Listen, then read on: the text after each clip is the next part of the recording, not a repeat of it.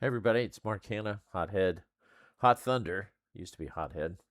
Anyway, I've got an Axis Empire's piffle going on again, as usual, due to my dissatisfaction as a customer related to the performance of the company in terms of delivering quality product, in this case, a scenario that wasn't properly designed.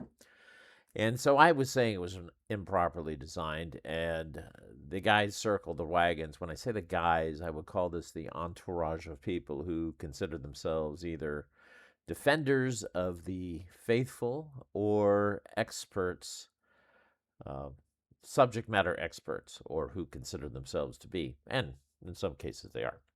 So, in general, because I don't really fit in with the tribal schema, that is, I don't feel any need to fit in with the group, to become part of the tribe, to become socially accepted uh, by them. I tend to have conflicts more often than I have cooperation. It just depends on the circumstances. But here, I have a particular attitude about customer service and customer satisfaction that, in general, really does need to be satisfied.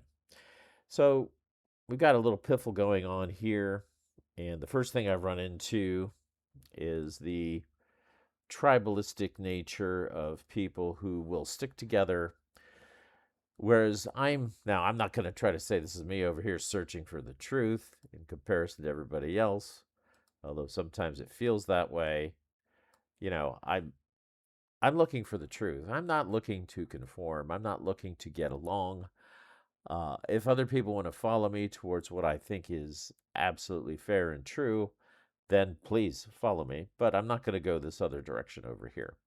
So, however you want to take that, if you want to take it that I'm exaggerating my role in things here in terms of being some kind of know it all, it's not really that. It's just that what I'm looking for when I engage in a forum, I'm really kind of expecting some kind of debate. I like to have the debate. Like to have the discussion. I like to have this discussion move forward towards the truth. But other people may not be interested in that. They're more interested in having harmony. They want the herd to be happy. They want the group to be happy.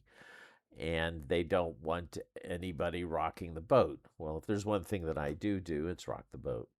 So this is just something I've come to accept of my life and my life situation. It's just how it is. Uh, Nothing I can do about it. I don't intend to change my mentality for the sake of this. So you got other people circling the wagons, and this is normal. This is natural human behavior. I've got a bit of a slideshow on this. Let's take a look at that. Where did I put that here? Yeah, here's the slideshow. Let me change it to slideshow view here. Okay, so here's the issue of tribalism as it pertains to what happens on BGG forums. It's related to the instinct to form tight knit social groups that display loyalty to each other. And if you come into a tribal group like this, and this has happened to me before at BGG, where you come in and criticize a game, generally the people that are on the forum in that game are people who love the game. So they don't want to hear it. They really don't. They might talk about minor peripherals here and there, but as far as uh, the main reaction tends to be a set of in-group loyalties develop, uh, and if need be, it'll be an us versus them mentality. And I tend to be the them. I don't tend to be the thus. Uh, they've got some conformity here, kind of a group think. It was kind of funny to see all the people who were challenging me were trying to tell me, "Don't worry, it's nothing to worry about." Uh, and it was kind of funny because I don't think they were talking to me. I think they were talking to people who might read my posts, who is someone who's demonstrating that they disagree with something. So I'm certainly not worried. I'm just seeking what I think is to be a fair and balanced and truthful approach to the situation. I'm going to get into what that situation here is in a second. So, uh, we don't see a lot of dehumanization of outsiders, although there is one guy who tries to find a way to humiliate me regardless of my points.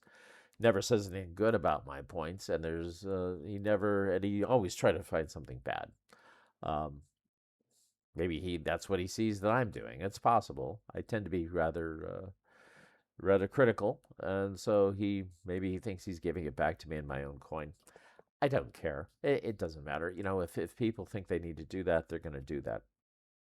So, but if I attack one person and it affects the self-esteem of the tribe, then it affects everybody involved. So that's kind of what's going on as far as I can tell. So let's see. Let's go into what this issue is.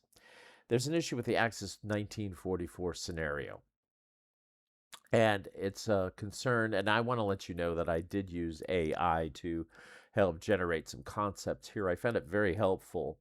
And in fact, I have to tell you that if I'm going to find out that AI is more useful than talking to the people in the tribe, you can forget about me talking to the people in the tribe. I don't need a bunch of people who are trying to defend a singular position without trying to come closer to the truth. What's more important is getting closer to the truth and the reality of the situation, not making sure the tribe is happy. So other people will do that. That won't be me. I'll never be that person. That being said, what was the issue here? Well, systemic continuity. In other words, in the game Axis Empires Ultimate Edition, the Dai Senso module, there's a setup issue, and it's a bad one as far as I'm concerned. It's not acceptable, but I was struggling to articulate this effectively as to why I didn't think it was very good. So I went to AI to have a discussion with it, and came up with some interesting ideas. Anyway, the problem is multi-step unit setup legality. There's no way for a couple of multi-step units to be set up in one of the minor countries called Hope. It's not possible. It wouldn't be possible the turn before to have that setup exist. So I was concerned about this, and I didn't like the fact that the scenario came to my doorstep. I paid £300 for this module, and here it comes, and it's got a broken scenario. Now, these two Japanese multi-step units, they're set up intact in the minor ally. They're not legally able to do that. They would have been required to break down into constituent infantry steps as one of the main solutions for this the turn before. So as the AI described it, which is quite adequate, I think, it's a state continuity violation of the game. State continuity violation. In other words, if the game is internally consistent, this wouldn't be allowed to happen during the play of the game itself if you were playing from the previous turn. So why should a setup be allowed to do that? And a couple of people argued that, well, this doesn't matter. You don't have to worry about setup rules. They're allowed to set up any way they want when they design a scenario. And yeah, of course, the designers can do that, but they should offer some kind of explanation as to why it does not suitably fit the situation at hand, in my opinion. And there's nothing in the book that explains why this particular scenario stands out compared to the rest of them where this does work. The game presents itself as a cohesive macro campaign engine. Cohesive models production, mobilization, cause and effect relationships. All the other scenarios in the game respect these system constraints. This scenario, the 1944 scenario, does not, and there's no explanation offered. To me, that's unacceptable as a customer. Now, is it a big deal? No, it really isn't. People must think it's a big deal to me, but I'm just seeking the truth of the matter. The fact is, hey, if this was a properly designed scenario, it wouldn't have come to me like this, and I wouldn't have had to pay for it like this. That's my position. So, let's see. There's no shortcuts being involved here. It doesn't look like it's meant for anything. There's got to be a reason for it, but it's not being explained.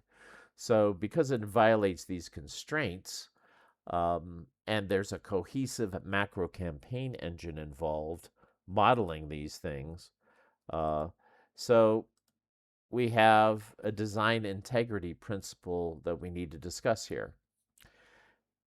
If the campaign system does model causality, then official scenarios should be reachable under their own rules. You can't have a scenario emerge from the engine which weakens systemic coherence. That's the argument. Silence on the issue compounds the concern, and it does. Okay. Now, the reluctance to comment, the desire not to comment, the fact that the designer does or does not like me, all of these are irrelevant. Okay. That's his job. His job is to deliver a product that meets the criteria that people expect it to meet. Now, you've got a bunch of other characters there who are all circling the wagons effectively and saying, oh, it doesn't matter. Don't worry about it. Thomas will get around to it when he wants to, blah, blah, blah. Chill out, Mark. Well, no, I refuse to chill out. I don't see any reason to chill out. They didn't pay my 300 pounds. I did. So, there are player fixes possible. This was brought up as a fix. Just go ahead and immediately break them down at the start and shift the correction to the player. Well, I find that irresponsible. I find it irresponsible that other players are making that suggestion, in fact. But they're just shrugging their shoulders. It doesn't matter. Well, the whole game works except for this scenario. Why doesn't it matter to you? I think about this and I'm like, what's wrong with you guys? It should matter to you. You paid for the game. What, did you get it for free? It doesn't matter to you. This kind of incongruity is irrelevant to your state of mind.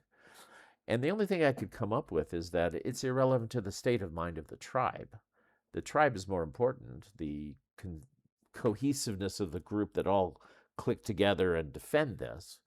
And this is a homeostatic concept. It's the idea that nature always tries to find a stable point, and that stable point for a tribe is to protect the tribe.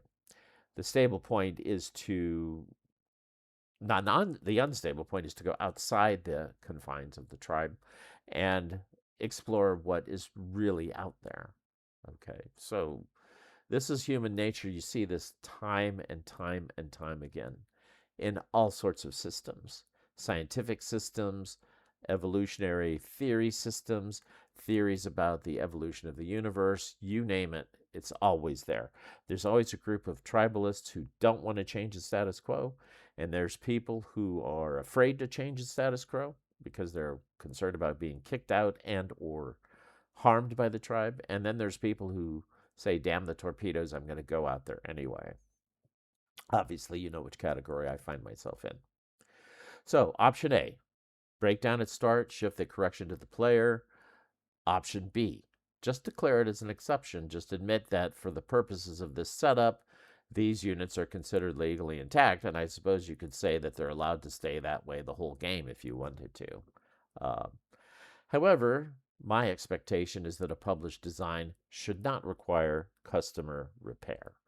This isn't acceptable for a game like this. This isn't some cheesy game of, off the internet that's a downloadable game or some crap like that. This is a high-level production value, and it is like that.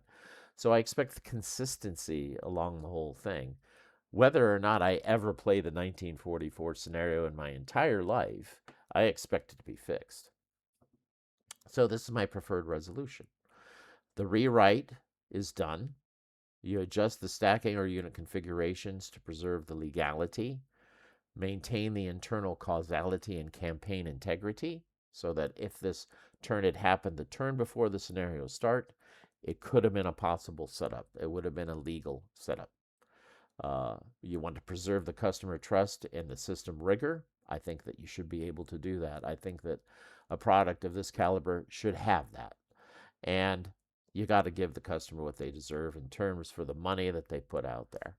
Now, the rest of you guys out there, all of you guys, with the possible exception of one who is at least willing to talk to me, that would be Bridger. But all the guys who say, don't worry about it, it'll get fixed, it's nothing for you to be concerned about, don't worry, don't worry. Yeah, no, it's not about worry, it's about getting it right. You guys don't see the difference. You think that worrying about something has something to do with getting it right. They're completely different concepts, okay? I'm not worried about fixing it. I'm not worried about it in any way. If I had to play the scenario, I could fix it. I could figure it out better than half of the people who are talking to me about it, or at least just as well. And that's not the problem. The problem is that it's wrong. That's it. Very simple. Okay. So it's not about the balance of the game. It's a systemic consistency issue. It's a rules heavy campaign engine. Continuity is part of the product. So here the request is the designer clarify it and issue some official errata. Now, whether that'll ever manifest itself, I have no idea. I don't know if he'll ever watch this video. He should. It would do him some good to actually get some feedback from outside the box. But what I do notice about these designers is they enjoy their little entourage. They enjoy their clique of people who agree with them. And again, that's part of the homeostatic nature. Homeostasis is achieved through stability, and part of the stability is setting up the tribal elements so everybody sits there in agreement. Um, and, again, I can't blame anybody for demonstrating human nature, except I will say this: you should be aware that that's the way you're going and be willing to jump out of your skin if necessary to get things right. That's it. That's all I have to say on the matter. Thanks for listening.